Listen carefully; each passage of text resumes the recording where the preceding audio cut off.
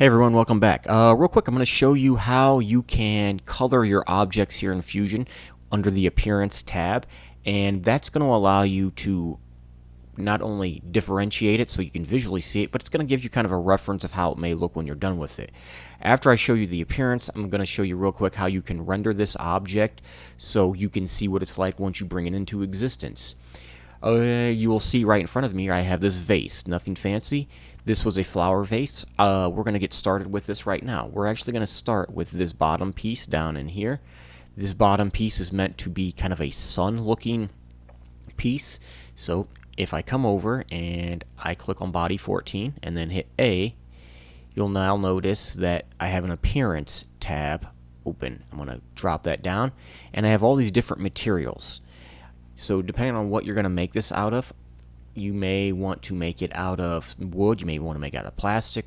I'm going to make this out of plastic, and I'm going to hit, it's going to be in OPEC, and right here you can hit the presets. So in this case, I'm going to hit the yellow plastic glossy, and what you do is you just drag it over to either the object itself, or you can drag it over to the body pane here.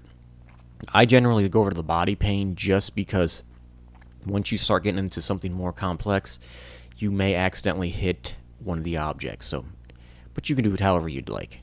So now you'll see that it's yellow, and it's been added up here to your design. It says in this design. I've used these colors in the past, but if I wanted to edit this color, because maybe I'm not quite sure about that yellow, I click on it, and here you'll see now my color spectrum, and I can slowly modify the color. So if you wanted a little bit more orange, however, it's up to you. I'm going to leave it that way. I'm going to hit done.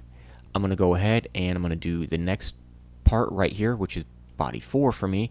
That part I'm actually going to make a green, and I'm just going to use this. I want to use a glossy. So I'm going to go with this green, and I'm going to put it right there. That's really not the green I wanted. I just wanted something more neon, so I'm going to click right here, and I'm going to go up to something super, super bright, like that, almost like a chroma key. And finally, the original one that I had on here, I'm going to put just a glossy blue, although this is not going to be a blue.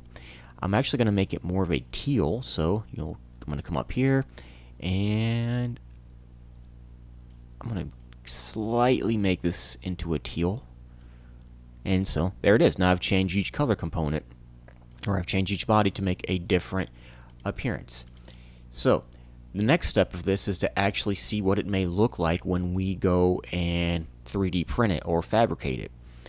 So now I'm under the render tab, and there's basically two ways to render this image. You can come up here to render.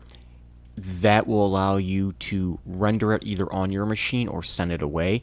If you do the cloud render, which sends it away, it's going to take a lot more time because you'll be put in a queue and you could be waiting up to 2 hours. This is probably if you don't have a high quality machine, or if you still need to work on your machine to do other things, because if you do the local renderer, this is where it's going to get the best quality that you possibly can, but it's very taxing on your system. So you have to have a really good video card, you have to have a really good processor, and if you don't have both those in conjunction, it's going to take a long time to do both. So just keep in mind that the cloud render, and you could send it away and get that really great image, or you could do the local renderer. However, there's a second option. The second option is called in-canvas render, and the in-canvas render will allow you to render it directly here in front of you, and it takes a little bit of time. The quality isn't as good as it would be just as a normal render, but it's going to suffice, and I'm going to do that one here in a moment. But before I do that, we're going to come up here to setup, and we're going to go to scene settings, and the scene settings are going to allow us to adjust multiple parameters. You can adjust your exposure for the camera, so if I want to make this a little bit brighter, like if my f-stop, so to speak, or if I wanted to add more brightness from the actual lighting from the outside. But for right now, we're just going to leave it as is. And what I want to do is you can adjust it here to however you want. In this case, it really doesn't matter, but if, depending on your angle you want to get, as if you're going to present this, like I said, to a client. So I like this right now, and what I'm going to do is I'm actually going to come up here to in Canvas Render and in Canvas Render settings. I'm going to make sure that I'm under advanced and that this is at the highest resolution possible, and I click OK. Then I'm going to come up to in Canvas Render itself and click that, and now what you'll notice, you'll see it's starting to slowly get better and more refined. There's a slider here where you can go to either excellent, final, or infinite. It's going to give that really what we call photorealistic look to it. And you can see as it gradually goes, it's going to start getting better and better and better. And the longer you leave this render, the better it's going to look. Because you can see mine's going to infinity, and it says how much time's elapsed. So I'm going to stop this right now. I'm going to hit pause. And then if I want to save the image, I come back up here to in Canvas Render, hit Capture Image. I'm just going to do the workspace here. I'm not going to change any of those parameters, and hit OK. And I'm going to call it my flower pot. And if I pull up that image of the flower pot, I actually put it in a Christmas tree one. I don't know why, but I decided to. Here is what the image now looks like. That's an old one. So that's how you can make it. And what's really cool, if you go back, you come up here and go to your setup. If you go to your appearance, you can change these parameters once again on these bodies. So let's say that I actually wanted to make this, like change the material. Like I want to change that whole center body here, body 1. I want to make it wood. So if I hit wood, let's do a nice pine. I'm just going to drag that pine straight over to body 1. And now you'll notice it starts to render it looking like it's wood. I'm going to do that once more with, I think, body 14. I'm going to change that one as well, just for something weird. I know what we're going to do. We're going to do a glass. A glass will look pretty interesting. We're going to do a smooth glass. And we're going to do a red smooth glass to body 14. And look at that.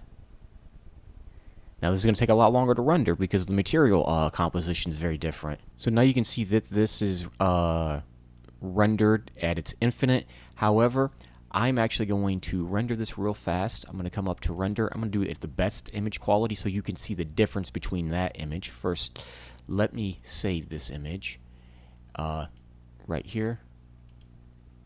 And we're going to call this R1. We're just going to hit save. And now that was the in Canvas render. Let's go up here and actually render it through all the hardware. So I'm going to hit local render. I'm going to hit render. And we're going to let that render for a while. And what you'll notice down here, here are the objects. When it's done, this will actually have a green bar that comes up and will let me know when it's rendered. So I'm going to let that render, and I'll be right back. Alright, so now you'll see that it is done rendering, and if I come down here and click on the image, this window pops up, Rendering Gallery, and I'm going to download it. I'm going to save that back here in that Christmas tree folder one. Why? Because I can. We're going to call this one R2. And let's look at our final product.